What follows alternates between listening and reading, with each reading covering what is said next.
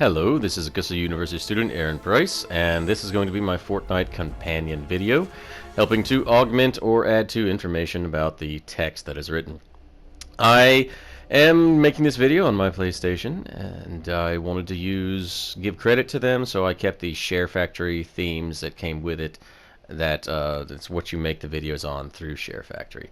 And so launching into our discussion of Fortnite, which in my opinion is one of the best free-to-play interpretation models on the market, we're going to look at several different pieces of information about that game. Let's get started. First and foremost, as you can see, there are 3 modes to Fortnite, and I loaded up the Save the World, which is their PvE game mode first. And as I wanted to add, in the game access model, this is free to download. You do not have to spend money to download this game, which comes with 3 different sections, the newest one being creative mode. And as you can see here, one of their behavioral psychology techniques they use when logging into the game is that they're going to reward you for logging in. You'll also see this with games like Warframe that help keep people's coming back. And you get a daily reward. And so this creates the opportunity where, or more so the mindset, where you want to keep coming back to their game. Along with the fact that you're earning things, you're getting things for free that make it better, things you don't have to pay for. Sometimes, as an example, they're even giving you some of the somewhat premium currency to do things with. Even these llamas here, when you break them open, they have a chance of obtaining high-end weapons and also obtaining more V-chips, which is Fortnite's version of a premium currency. So there are benefits to playing every day. They know this, and as you can see there, one of the rewards will be 150 V-chips, and then later 300 V-chips, and you're going to see how these are used to buy things that people really want. Again, in this game, the only thing you have to buy with that premium currency is skins, things that do not do anything but make you essentially feel cooler. And I wanted to show this. As you can see, the game is not locked, only by progression, normal progression. It does not require you to pay money. You can go around the map to everything you have unlocked and play it without limits. There are no daily limits to how much you can play, like in some mobile games. There are no lives which get eaten up and have to be bought with premium currency or real money, like in some mobile games that you also see. And the reason I point that out is because due to the scope of this website, we're not covering mobile games at this time, though it could be a function later. And I'm just gonna, you'll see me going through some menus, and mainly what I want you to gather is that these are all things done in-game. You don't need the premium currency, which you'll see in the top right corner there, the 1035 V, the V-chips. That is the premium currency. And that was actually earned by doing challenges and quests, which is one of the greatest things about this game, in terms of the free-to-play model, is that not only does it give you the premium currency for login gifts every now and then and through the llamas that you bust open like a piñata, but by completing quests and completing challenges, daily quests, weekly quests, daily challenges, weekly challenges. And aside from the premium currency, they're also giving you other types of currency that are just all used to get what you want.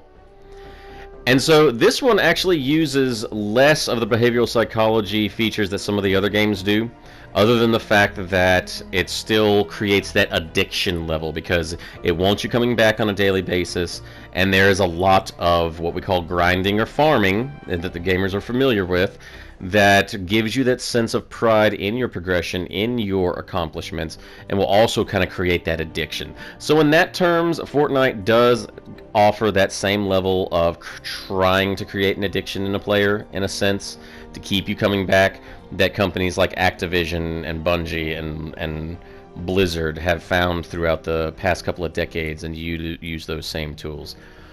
And again, these are the examples I'm talking about with the challenges and quests that you can complete easily, but are time consuming.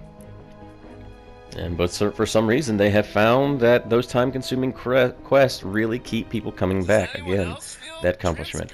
And here's a good example of another technique.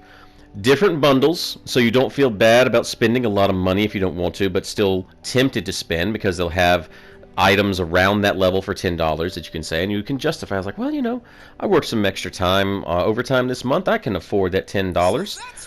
Well, if you keep doing that on a regular basis, it adds up, and you're spending a lot more on a free-to-play game than you ever would on a regular $60 AAA title.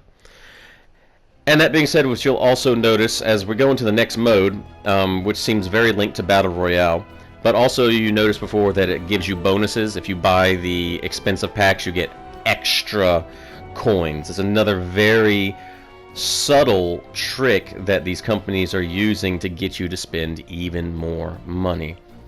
And then again, login bonuses. This time, something that gives you an actual advantage, but would not fall under the pay-to-win structure because you didn't buy it. It was given to you for free. And now here's a good example of how battle passes work. Most of these games, especially competitives, have a battle pass with a free tier and a premium tier. The free tier gives you items, but not nearly as many, not ones sought after, and much slower. Whereas if you buy with premium currency the legendary or epic battle pass, you'll get many items, and this is where that materialism comes in, that desire for people to want to accumulate things that these companies know or gamers are going to just jump at. And what it's creating is a very compelling reward system, because you have a long time to complete the battle pass, and it has an actual, most of them have a stopping point. So again, it's something to work towards. If you want to get your money's worth, if you do spend money, you're going to be logging in every day. You're going to be seeing more people play. You're going to be seeing other things that may make you want to buy it. One thing I don't mention in the text that is for this video is that Destiny figured out that if they randomly put people together with other players who spent money on fancy skins for their character, it would actually get more people to buy their premium currency to do the same. And a game like Fortnite is no different. You're playing with hundreds of people. You're going to see plenty of different skins.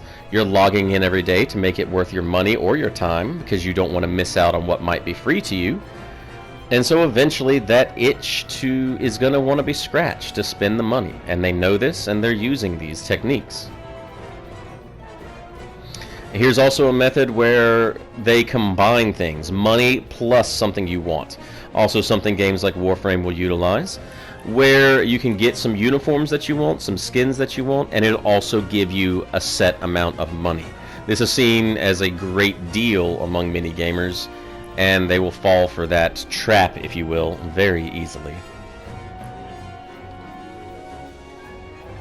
Here again, the Battle Royale, as I figured out making this video, is essentially the same look and structure as Creative. They're tied together. Or possibly at the time Creative was not working.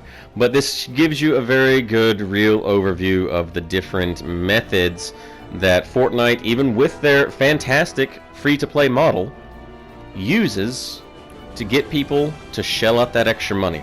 They are a business after all. Nobody's going to really offer you anything for free, as they say, with something like this. Now, that being said, I'm sure there is some truly, absolutely free game that somebody just wants you to play, but it's probably not getting updated with content. It's probably not keeping you engaged after the initial time it took you to complete the game. And that's what these things, they're creating persistent worlds. They're keeping you addicted to the game. But if you understand that, as we'll cover in the tips section of the website, if you understand these mechanisms, understand that they're trying to do that to you, you can avoid it, you can set boundaries, and you can still have fun in it without becoming some sort of gambling addict, spending their money, seeing what they can get. And that brings us to the end of today's video, or not today's video, but the video for Fortnite. I apologize. I hope you enjoyed it and it was informational to you, and we'll be moving on to the next video in the other sections.